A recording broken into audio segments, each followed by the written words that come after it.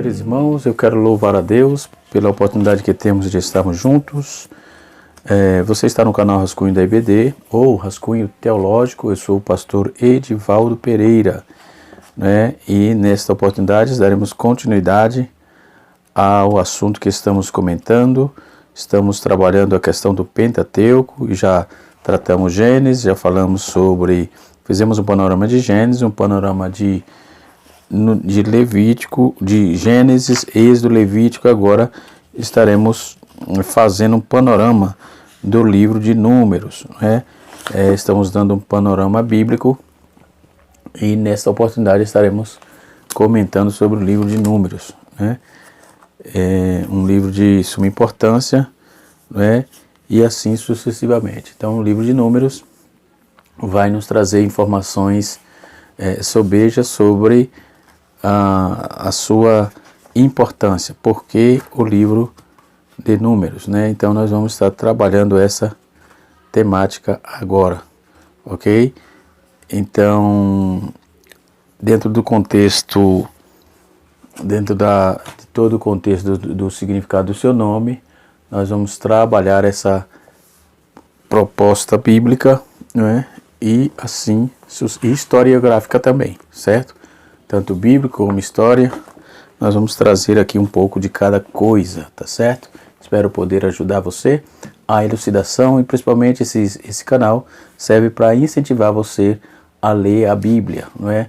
A buscar mais acerca das coisas de Deus com respeito à Bíblia Sagrada, a Palavra de Deus, tá certo? Muito bem, isto posto, vamos já sem muita delonga trabalhar essa questão sobre essa temática, ok? Vamos lá, né? No livro de Números, nós vamos ver aí que toda essa questão desse livro importante, vamos trazer um escopo aqui, vamos trazer toda essa questão do livro, certo? E assim sucessivamente, tá certo? O livro de Números, muito bem. O livro de Números é o quarto livro da Bíblia, né? Nós sabemos, temos ciência clara disso. Seu título provém da Vulgata Latina, que é Numeri, né? O livro de Números é uma sequência do livro do Pentateuco, né? Como já diz, o nome do livro significa contagem ou censo, não é? Como sabemos, a palavra aqui vai dizer ele é Jeová, ou seja, ele disse, né? E é uma palavra chamada Bemidba, que quer dizer ele disse, né? Ou Jeová disse, no caso, certo? Então, do capítulo 1, nós vamos ver até o capítulo 26, vamos ver essa narrativa desta temática, tá certo? Muito bem, vai ser de suma importância, com certeza, trazer um escopo dessa maravilhosa obra bíblica, né? Dessa maravilhosa estrutura da história do povo judeu. Do capítulo 1 até o 3, os judeus têm costumes, titula o livro como palavra inicial, não é? Frequentemente é a quinta palavra chamada Bidma, ou seja, no deserto. Então, essa Bemidba é no deserto, significa, certo? Ele, em segundo o título hebraico, é o mais aí apropriado, que é o título em português. Somente uma pequena porção do livro é de natureza estatística, né? Quanto a toda a ação, enfim, nós vamos ver aí a forma que Deus vai tratar o povo, ok? Vai tratar o povo. E assim sucessivamente, e da forma que o povo também vai tratar Deus, né? Então nós vamos trabalhar aí essa questão, tá bom? Muito bem, espero poder ajudar você e vamos para a aula. Glória ao nome de Jesus. Deixa eu arrumar aqui o material que eu tô... Isso, muito bem. E vamos para a aula, certo? Vamos trazer os fatores estatísticos a priori, né? O escritor é comumente aceito Moisés, haja visto que foi quem escreveu o Pentateuco. O tema principal do livro fala da peregrinação do povo de Israel. O nome do livro deriva do censo, né? Da contagem do povo. Até hoje é assim. Pelo menos aqui no Brasil tem o censo e em todos os lugares do mundo. E assim sucessivamente. Então o tema central é a incredulidade impede a entrada à vida abundante, né? Esse livro ele traz algumas questões. Uma delas é como Deus sustentou 3 milhões de pessoas por 40 anos. Como isso aconteceu? A Bíblia vai dar resposta, vai dizer que foi um auxílio direto do milagre de Deus na vida do povo. Então os milagres eram tão frequentes de forma estupenda que a intenção evidente do registro dos fatos, né, é que estão aí sempre, não seria, que esses não seriam possíveis assim, a não ser pela mão de Deus. Então os milagres eram tão grandes que assim, a olho nu, naturalmente não se entendia, só por Deus mesmo. Então aos que se acha difícil de crescer ou de crer nesse fato, a Bíblia responde por alguns anos de nós é mais fácil crer nele. Então, exatamente como vê relatado aí o livro e as fascínios de tudo que a Bíblia apresenta, né?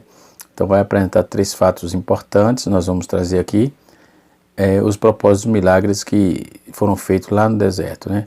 A preservação da nação, o desenvolver da nação criada no meio da idolatria egípcia, né? Como eles terem fé em Deus, influir as nações vizinhas, no caso nos cananeus em particular, para que compreendesse aí que o movimento de Israel para Canaã era do plano de Deus e que seria com o que estaria de contas, que se ajuntaria e assim sucessivamente. Então nós temos aí informações muito objetivas para essa tratativa do livro do Números. Então o título vem da versão grega, né, conforme nós já sabemos, vem da versão grega, que denominou-se Números, porque se registra aí 2 remanescentes principais. No princípio, no capítulo 26, do capítulo 1 até o capítulo 26, eu já trouxe esse escopo. Então os 2 livros, contudo os 2 livros de título, que é Bemidbar, que é no deserto, que reflete aí melhor o caráter do livro, pois relata aí a história da peregrinação no deserto, desde o Sinai até a chegada às margens esquerdas do Rio Jordão, certo? Então vai abarcar espaço de quase 30 anos, 39 anos ou melhor, e formar aí um elo histórico entre Israel, entre os livros de Êxodo até o livro de Josué, que é o fator histórico, né? Então, esse título aí vem trazendo esse conteúdo interessante. Outro sim, o livro de Números é uma miscelânea de 3 espécies. Primeiro, acontecimentos históricos da peregrinação de Israel no deserto, leis para Deus leis para Israel, aliás, de caráter permanente, as regras históricas, as regras transitórias que eram válidas para os hebreus até que chegasse a Canaã. A história das leis também vão se misturar por partes aproximadamente, mas em extensão, as exigências, as situações vividas, que dava origem às novas leis, né? Então, considerando aí tudo isso, nós vamos ver que o livro de Números ele enfoca para o aspecto de serviço e conduta. Maipilme, no seu escopo, tem até esse livro aqui, né? Ele vai trabalhar sobre essa situação. Em Êxodo, nós vimos que Israel é redimido, em Levítico vimos que Israel é em adoração, e em Números vamos ver Israel servindo. Então essas 3 dimensões, essas 3 visões de suma importância a partir do Êxodo, né? Então Israel redimido, em Levítico Israel em adoração e agora em Números Israel servindo. Em outras palavras, no livro de Êxodo e de Levítico vamos ver os ensinos de Deus e em Números vemos aí Israel aprendendo-os, né? Como eles estavam aprendendo ali todos os ensinos que Deus já tinha dado. Então, o assunto principal traz aí o fracasso de Israel, vamos dizer assim. Número e os 2 livros é um dos livros mais humanos e mais tristes da Bíblia, né? Que ele vai mostrar como os hebreus fracassaram em cumprir os ideais de Deus. Como o que Deus lhe havia proposto. Então chegaram aos limites da terra prometida, mas tinha aí tais personalidade de um escravo, covarde, dependente, incapaz de enfrentar a perspectiva da luta, né? E perderam aí a pequena fé que havia ainda, né? Que havia tido, e quiseram voltar para o Egito. Daí começaram aí as suas peregrinações, que deram aí, duraram aí cerca de 38 anos, 38 anos aproximadamente. Não obstante, o número relata aí detalhadamente só a história do primeiro e do último, os 2 anos, pois nos anos intermediários da apostasia nada aconteceu e de valor religioso que permanece até hoje, né? Então é uma história trágica, falta de fé, né, que vai aí de uma história de queixa, de murmuração, de deslealdade, né, e rebelião, como consequência quase toda a geração que havia presenciado as muralhas ou as maravilhas do livramento no Egito, melhor, nada de muralha, as maravilhas do livramento do Egito, ele pereceu no deserto. Ao entrar na terra prometida, somente 3 homens, a saber, Moisés, Josué e Caleb. Então sobreviveram até o fim do relato do livro, e somente 2 dos 3, Josué e Caleb, entraram na terra prometida. Então é um livro meio que melancólico, né, mas que traz ensinamentos sobejos para o nosso aprendizado no dia a dia, enfim. Então, esse livro aqui, A Essência do Antigo Testamento, um livro interessante que vai ajudar bastante também nessa questão sobre a elucidação, como Deus cercou sua habitação no tabernáculo, e tornou aí,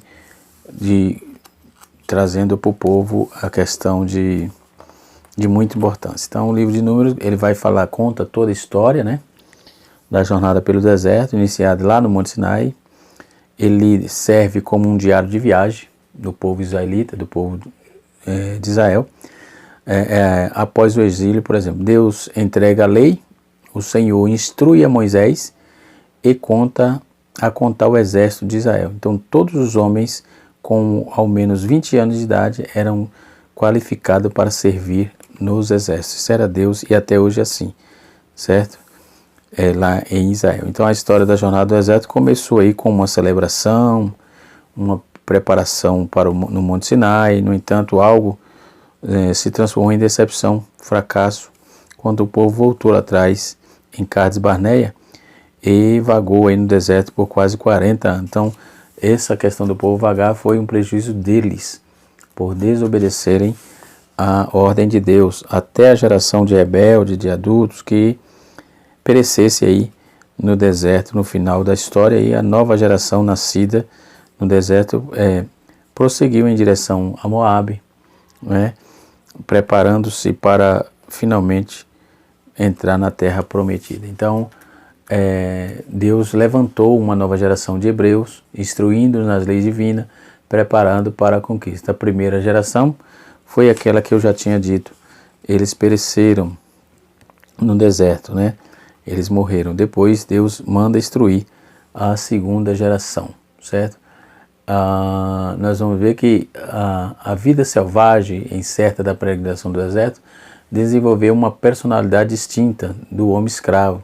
Acostumava-se à dureza, a suportar a escassez de alimento e de água também, e ao perigo contínuo, né, num ataque súbito dos povos no deserto. No final do livro, o israelita havia chegado aí à margem do Jordão e estava preparado para tomar posse da terra, né? Então foi duro, eles aprenderam com com muita dureza, não é? Então, a palavra que nós vamos encontrar aqui, dentro de várias evidências, a mensagem que esse livro vai passar, ele traz uma estrutura da primeira geração, do capítulo 1 até o capítulo 25, ele traz a preparação da primeira geração, lá no Sinai, do capítulo 1 até o capítulo 10, ele traz também o fracasso da primeira geração, do capítulo 11 até o capítulo 25, depois vem a segunda geração. A segunda geração tem a reorganização, a segunda geração começa no versículo 26, no capítulo 26 até o capítulo 36, e a reorganização de Israel nas planícies de Moabe, do capítulo 26 até o capítulo 30, e nós vamos ver aí que é a preparação para a conquista da terra, certo? Então toda essa demanda aqui, nós vamos ver as questões das tribos que foram estabelecidas e etc, e assim sucessivamente. Então nós vamos ver algumas particularidades também contidas nesse livro, né? A começar dos fatores de desobediência, da infidelidade no deserto, o preparativo para a viagem de Canaã, o censo e a organização de Israel. O censo começou do capítulo 4 até o capítulo 1 até o capítulo 4, a santificação do equipamento e as leis diversas, né? A Páscoa e as trombetas, a viagem do Sinai a Cades Barneia, a partir de Israel, lá do Horebe, o descontentamento do povo e o desânimo de Moisés, né? Então nós vamos ver aí informações de forma sobejas que vai somar no nosso conhecimento com respeito a esse livro. Depois nós vamos ver as críticas de Miriam e Arão, nós vamos ver o fracasso de Cades Barneia devido à incredulidade, os espias exploram a terra no capítulo 13, a reação de Israel e o juízo de Deus. Nós vamos ver vários preceitos estabelecidos no capítulo 15, né? Também temos a controvérsia acerca da autoridade, que vamos encontrar isso no capítulo 16 até o capítulo 19, não é? E nós vamos ver a rebelião de Coré, que está precisamente exposta no capítulo 16, e as provas das varas, né, que floresceram, no caso, no capítulo 17. Né? Depois vem a purificação do equipamento, as exigências, a experiência na viagem para Moabe e o pecado de Moisés e Arão. Aí depois vão ver a serpente de bronze, as vitórias militares, né, e assim sucessivamente. Balaão vai falar os preparativos para entrar na terra, o segundo censo, que veio a partir do versículo 26, que o primeiro foi para a primeira geração que morreu. Depois vem a segundo censo, que era a contagem dos novos ingressados na fileira dos israelitas, ok? As leis sobre a herança, a nomeação do sucessor de Moisés, as ofertas nas festas, a lei do voto, no capítulo 30, a guerra santa contra Midian, a destruição da Transjordânia, né, no capítulo 32, a etapa do deserto. Então, vamos ver assim que está escrito, né? Então, como ensina o Senhor a lidar com o seu povo, Deus começa a trabalhar com isso, né? O Senhor havia feito uma aliança com o seu povo, né? E sempre preparava aí o povo para essa demanda, né? Depois Deus utilizou a experiência no deserto para disciplinar o seu povo e desenvolver-lhe um caráter, apesar de todos os benefícios que o Senhor acumulava aí ao seu povo, ele dava, né? Então Deus também demonstrou que nada podia frustrar aí os seus propósitos, né? E nem anular a sua aliança com os patriarcas, e nem a infidelidade, nem os ataques das nações hostis, e nem tampouco as estratagemas, as estratégias de um profeta assalariado, que no caso pudera impedir as realizações do plano de Deus. Então o livro de Números é um livro excepcional, né? Nós vamos ver também, para o crente, o livro de Números tem um grande significado. Então a semelhança do israelita, o crente saiu do Egito, que é a terra da servidão, e a opressão, renasceu pelo sacrifício do Cordeiro, do Senhor Jesus, e se encaminhou para o cumprimento das promessas de Deus, mas tem de passar aí como peregrino no deserto deste mundo antes de entrar na terra prometida. Então temos que enfrentar as dificuldades. 1 Pedro capítulo 2, verso 11 e Hebreus capítulo de número 11, versículo 8 a 16, nós vamos ver essas propostas e essas referências aí, né? Então nós podemos aprender muito e ser estimulados, né? Então pode aprender muito estudando aí sobre os fracassos dos israelitas e as leis de santidade e da bondade de Deus. Como não fracassar também, né? Como não fracassar, certo? Depois vem o recenseamento. Nós vamos ver que o recenseamento das tribos, a partir do capítulo 1, os problemas das viagens, ou de uma numerosíssima multidão, né, que acarretava acerca do seu percurso, né, através do deserto, são os maiores, né, primeiro passo para organizar Israel, para levar um recenseamento. Depois podemos observar que o serviço militar é obrigatório, né, e nós vamos ver que apresentou o censo das 12 tribos, trouxe aí 6.003 e 550 homens de guerra, sem incluir os levitas para as suas funções. Então, o Sagrado Santuário, nós vamos ver o número crescendo sempre de forma ordeira, aliás, de forma muito avassaladora. Também podemos admitir que o propósito dos milagres no deserto, por exemplo, conforme eu disse, foi para preservar a nação, eu falei isso no início, né? Para desenvolver a nação criada no meio da idolatria, da fé egípcia, como esse povo teve fé no único verdadeiro Deus, né? E incluir as nações vizinhas, nos cananeus em particular, para que compreendesse o movimento de Israel para Canaã, né? Como Deus traçou esse plano, né? Nós vamos observar e ver os milagres, por exemplo, que a palavra de Deus são partes integrantes da Bíblia, são narrativas de milagre, com o objetivo específico de mostrar, né, se não fossem esses milagres, como sairíamos e como saberíamos que essas revelações sobrenaturais de Deus viessem sobre nós não tomaríamos conhecimento se assim não fosse, né?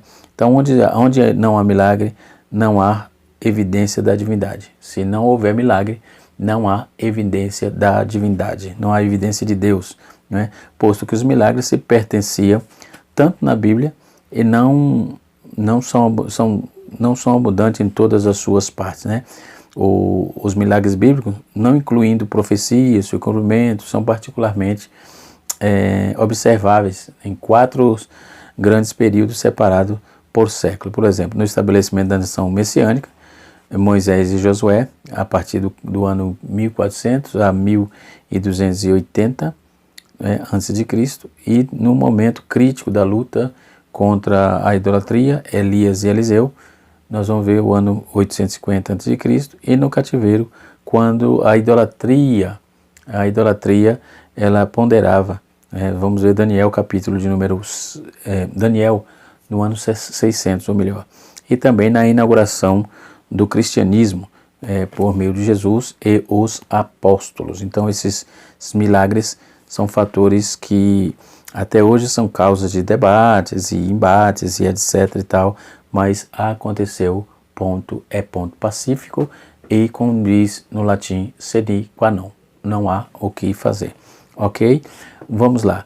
Os temas e eventos principais do livro de Números, né? A organização e a legislação, né?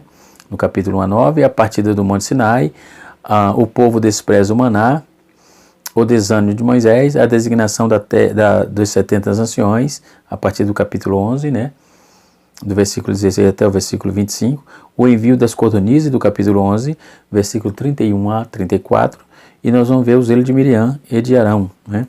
Depois nós vamos trabalhar vimos a questão do fracasso de Cades Barneia, quase entram na Terra Prometida, né? O envio dos 2 espias, o relatório, a rebelião do povo, né? Nós vamos ver que os eventos aí relacionados a esses 40 anos da peregrinação do deserto, o regresso a Cades Barneia, o pecado de Moisés, né? Que trouxe aí, nós vamos ver o pecado de Moisés, sim, e a morte de Arão, né? A serpente de bronze e etc e tal.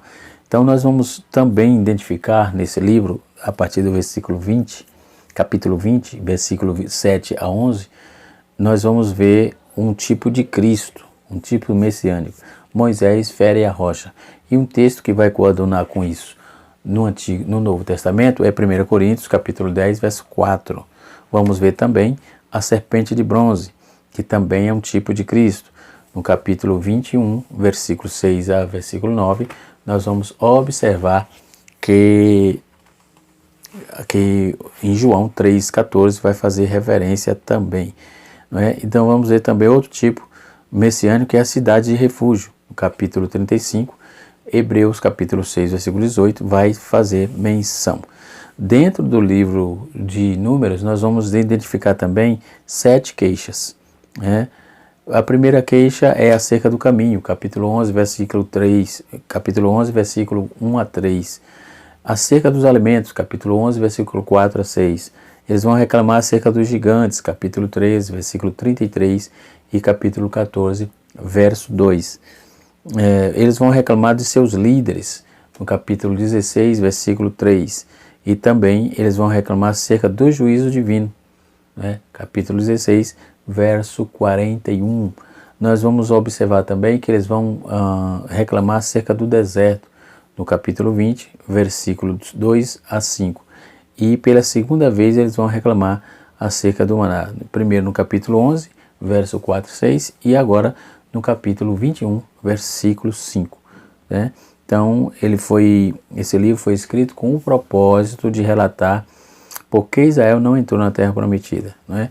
Então, nós vamos ver as 6 características principais desse livro, a saber, o livro das peregrinações no deserto, que revela claramente por que Israel não possuiu imediatamente a Terra Prometida. Segundo, o livro das murmurações. Terceiro, o livro ilustra o princípio da fé, de que sem fé é impossível agradar a Deus. Né? Vamos ver também que o número revela a profundidade e o princípio a profundidade e o princípio de que se uma geração fracassa, Deus suscitará outra. Então a primeira geração fracassou, conforme nós vimos, e no versículo capítulo 26, Deus levantou outra para que desse continuidade ao seu plano. Deus não é frustrado, ninguém frustrará Deus. Isso temos que ter em mente, ninguém frustrará Deus. Se você não quiser fazer, Deus coloca outro no seu lugar, mas a obra de Deus, o plano de Deus vai se cumprir cabalmente. Se você é honrado, escolhido por Deus e não quiser fazer, Deus fará com que tudo acontecerá e se cumpra de forma ordeira e cabal. E o quinto, nós vamos ver que o censo antes de Cades Barneia, né? Essa particularidade é interessante. E o posterior foi feito na planície de Moisés, antes da entrada de Canaã. E o sexto, nós vamos ver que o quinto e o sexto, a sexta característica é que é o livro da disciplina divina. O Números é o livro da disciplina divina. Então nós aprendemos que é o livro da peregrinação, o livro das murmurações, o livro que ilustra o princípio da fé, que sem fé é impossível agradar a Deus. Observam também que é o livro que revela a profundidade e o princípio de uma geração que fracassa, que não vai frustrar o plano de Deus. Também observamos que o censo antes de Cades Barneia, do capítulo 1 até o capítulo 4, e nós vamos ver o censo posterior a partir do capítulo 26. E também aprendemos que o livro de Números é o livro da disciplina divina. Né? Então são fatores importantes que temos que aprender, colocar em prática, para que possamos assim usufruir de tudo quanto Deus tem para nós e para o seu povo. Né? Nós vamos observar que dentro desse fator, à disposição das tribos do acampamento, nós vamos ver que o Senhor mandou organizar Israel em 4 acampamentos, né? Com 3 tribos em cada uma. Né? 3 vezes 4, 12, então 12 tribos, correto? Então fechou. Os 4 acampamentos estavam organizados em esquadra retangular, certo? Com o tabernáculo no centro, e os israelitas ao redor dele. Então Moisés e os sacerdotes ficavam diante da porta do átrio, né, do tabernáculo, ao leste da tribo de Judá. ao leste das tribos de Judá, Isacar, Zebulon, e ao sul Ruben, Simeão e Gade, e ao ocidente Efraim, Manassés e Benjamim, e ao norte Dan, Aser e Naphtali. Não é? Então as tribos de Judá, Ruben e Efraim, e a tribo de Dan eram líderes, né? E cada uma delas encabeçava seu povo, seu grupo de tribos. Né? Então eles portavam bandeiras. Segundo a tradição judaica, a bandeira da tribo de Judá tinha aí uma figura de um leão, a de Ruben tinha a cabeça humana, a de Efraim tinha a cabeça de um boi, a de Dan tinha a cabeça de uma águia, não é? E assim sucessivamente. Até indico aqui um canal importante, interessante, o canal de Israel com a Aline, da Aline, uma brasileira que mora em Israel. Ela é guia turística, ela vai trabalhar muito bem essa questão das bandeiras, né? É muito importante, cada um tinha o seu significado, né? Conforme está aqui, a figura de leão era a figura, era a que continha a bandeira de Judá. E a de Ruben era uma cabeça humana, né? Já a de Efraim era a cabeça de um boi, a de Dan era um de águia, né? Depois nós podemos até trabalhar isso, a de Simeão, de Ruben, né? Nós vamos ver que cada uma tinha a sua especificidade e sua tipologia, certo? E assim sucessivamente. Então isso tudo está contido no livro de Números, ok? Nós vamos ver que o significado, a santificação do acampamento e as leis diversas a partir do capítulo 5 e enfim, não é? Então a expulsão dos impuros, a lei dos sobre ciúmes, não é? E assim sucessivamente. Tudo na Bíblia tem uma lei e uma ordem. Deus não se deixava levar por engodos, tinha que ter lei. Depois nós vamos ver o voto do nazirado, a bênção sacerdotal a partir do capítulo 6, né? Nós vamos ver também os princípios, a oferta dos príncipes de Israel, a consagração dos levitas como se deu, né? Vale a pena lembrar que hoje não existe mais levita. Esse negócio de fulano eu sou levita, isso não existe. Primeiro que você tem que ser da tribo de Israel, da tribo de Levi, caso contrário, esquece, não é? Então você pode ser um cantor, e geralmente quem fala que é levita é quem canta. Se você canta, você é um cantor, é uma pessoa que adora louvando a Deus, até porque existem várias formas de adorar a Deus, né? Não é só cantando. E assim sucessivamente. Então é bom trazer essas informações para tirar algum cisma que existe dentro do meio evangélico, principalmente no meio pentecostal, certo? Os levitas tinham que ser da tribo de Levi, e os levitas, divididos em 3, eles faziam o trabalho no tabernáculo, certo? O resto é conto da carochinha e coisa de desinformado, né? E é muito simples trabalhar isso aí. Então nós vamos ver também a questão das trombetas, né? As trombetas que eram de prata, serviam para vários propósitos, convocação da congregação para a reunião diária do tabernáculo, reunir os príncipes das tribos diante de Moisés, indicar as tribos, né?